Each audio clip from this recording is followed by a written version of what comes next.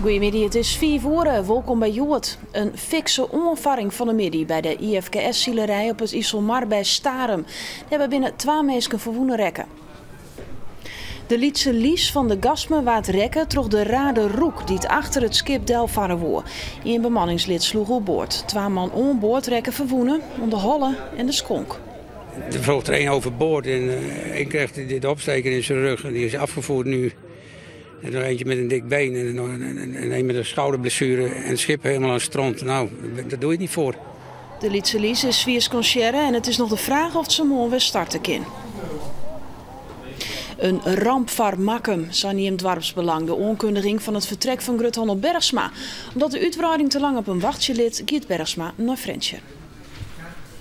Bij het bedrijf dat producten levert voor horeca en tankstations werk je 100 mensen. Die kennen alle naar Frensje. Nevens Bergsma is de verhuizing net zakelijk.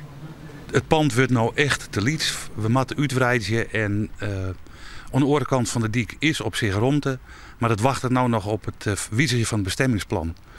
En dat wordt te lang, daar kunnen we net op wachten.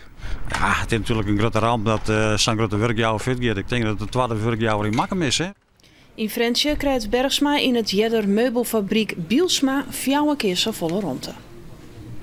In het Cambuurstadion is notoons die een betinking voor oud-trainer Frits Korbach. Dat hebben de familie en de club in Oelis bekendmaken.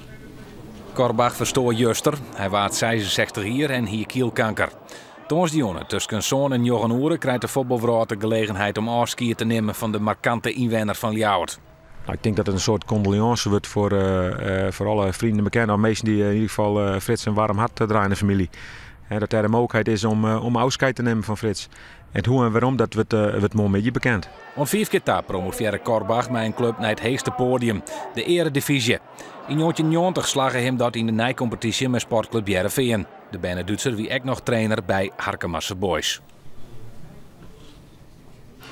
De politie had juster in Ljouwert een derde man voen in zijn wedding onder Juliana Leene. Het stoffelijk omschot van de 56-jarige man leidt er al een mannen.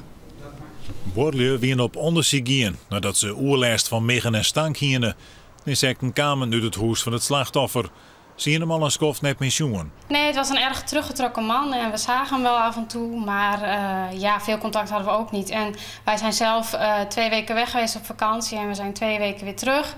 En sinds die tijd hebben we hem eigenlijk al helemaal niet gezien. Dus een verschrikkelijk verhaal eigenlijk. En ook wel sneu dat iemand zo lang eigenlijk niet gemist wordt door niemand. Nevens de politie had het lichaam wel een man in het huis liggen.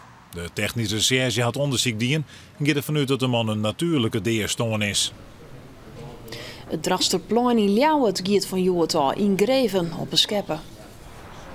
De opzet van het plein wordt helemaal verloren. Vandaag beginnen we met de aanleg van een zogenaamde grote sterrentonde. Om de werkzaamheden voor het nieuwe Drachterplein mogelijk te maken. En het nieuwe Drachterplein, dat is een compact verkeersplein. In het midden van het huidige grote verkeersplein zou je kunnen zeggen. En die sterrentonde, daarmee maken we mogelijk dat het verkeer door kan rijden tijdens de bouwwerkzaamheden. Fietsers en kuiers kunnen het plein net meer oer, maar met een handje om. De werkzaamheden worden rond eind 2012. Daarna wordt het Drachterbregen nog vervangen door een aquaduct. Er komt takkenmier een nieuwe editie van het Into the Grave Festival in Ljouwert. Allereerst altijd onder organisatie leidt. De vergunning voor het evenement wordt bij de gemeente omvregen. Sneun waard de eerste editie van het Metal Festival houden op het Oudehoofdse Tjerkhof en dat wie nevens de organisatie een groot succes. Haast 2000 bezoekers kwamen naar de verskate concerten.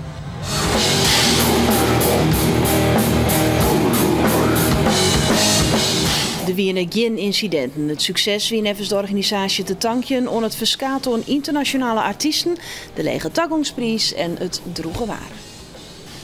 En dan hebben we het onder waarsverwachting. Joen en vannacht klert het op. Er is kans op mist. Het kwol het al ont een graad 8 of 10. Op de eilanden bleef het een graad 15. En morgen een soort bewolking, maar de zinnen liet ze uitentrog action.